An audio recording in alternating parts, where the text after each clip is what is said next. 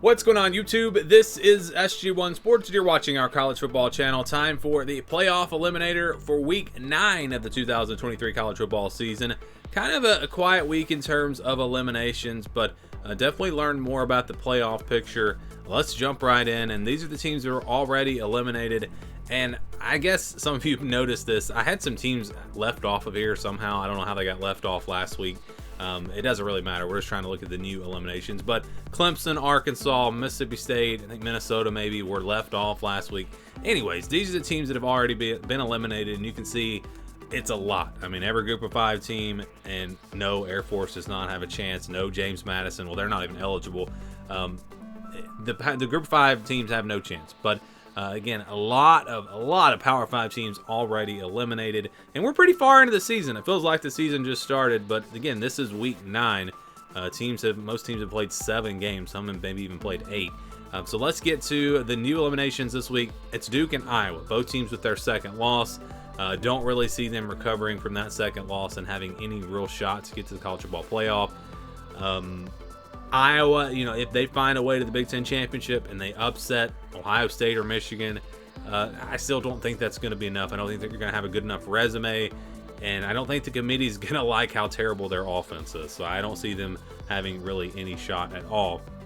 Still unbeaten Power 5 teams. Look, there's only 6 of them. We are really narrowing this thing down. Florida State, Georgia, Michigan, Ohio State, Oklahoma, and Washington. And we could finish with 5 of these 6 teams being undefeated. The only ones that play each other are Michigan and Ohio State. So Florida State could go undefeated, Georgia could go undefeated, Oklahoma, Washington, and then either Michigan or Ohio State. We could have 5 undefeated Power 5 teams. I think looking at it right now, my best guess is that the team left out of the playoff would be Oklahoma. They could possibly have 2 really good wins over Texas, but other than that, they wouldn't have a whole lot. I think the committee probably going to reward Florida State for playing LSU in the non-conference. And then Washington will have a really good resume just because the Pac-12 is so strong. I do think it would be between Florida State and Oklahoma, though, if that does happen. So let's get to the one-loss teams here. Alabama, Louisville, Missouri, North Carolina, Ole Miss, Oregon, Oregon State, Penn State, Texas, and Utah. And again, I don't think these teams are necessarily in control of their own destiny.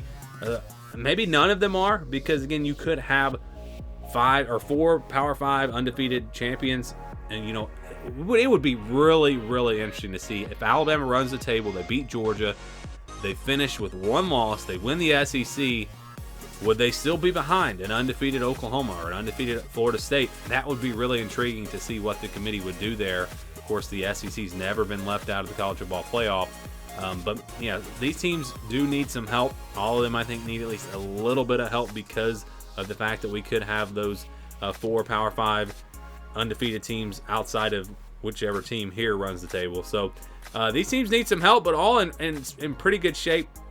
I think Alabama's in great shape. I think, again, if they win out. I think Louisville, not so much. I'm a little worried about them.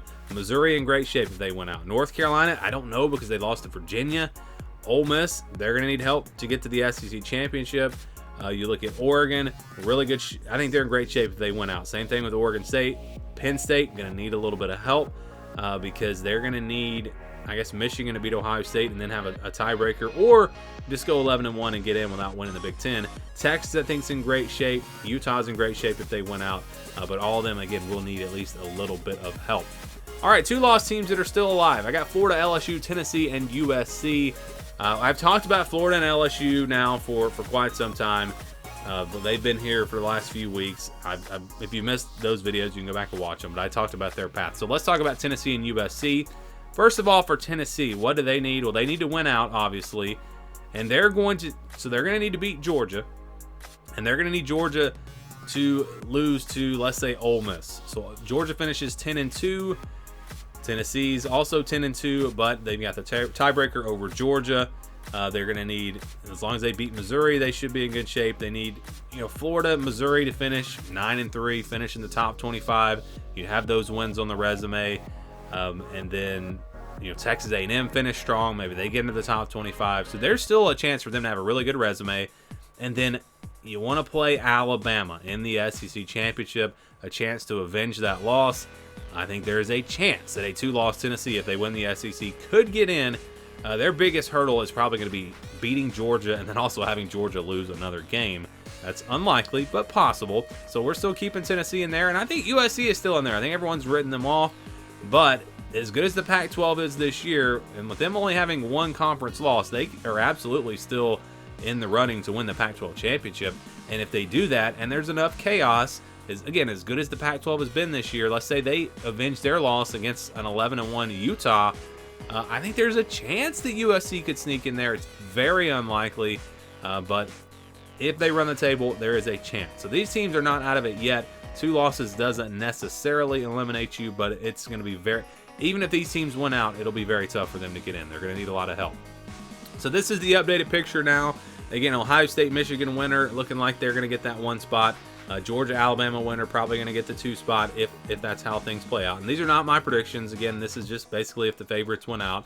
You're going to have more than likely Texas, Oklahoma, although I'm now starting to think that those 2 teams may not win out. I think that you could see them both lose a game before the Big 12 championship.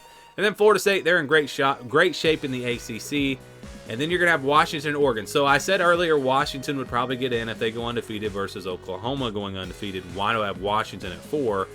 Just because Oklahoma is going to be favored in the rest of their games in the regular season. At least Washington might not be favored in every game. They've got a tougher path. That's why I've got them at 4. So Washington, I think, more likely to lose 1 game than Oklahoma just based off of their schedules. And then Oregon right there with Washington. It feels like Washington, Oregon, the teams in the Pac-12 that have a chance, but don't count out Utah or Oregon State. Those teams only have 1 loss. And then there's Penn State. If things go just right, Penn State upsets Michigan, they go 11-1, they could possibly sneak in there as well. So that's the updated playoff picture. Really hasn't changed from last week, besides the fact that we moved USC off of that number 4. But again, no real changes here in the overall playoff picture. Love to get your thoughts on how it's all shaping up. Let me know what you think down in the comments below.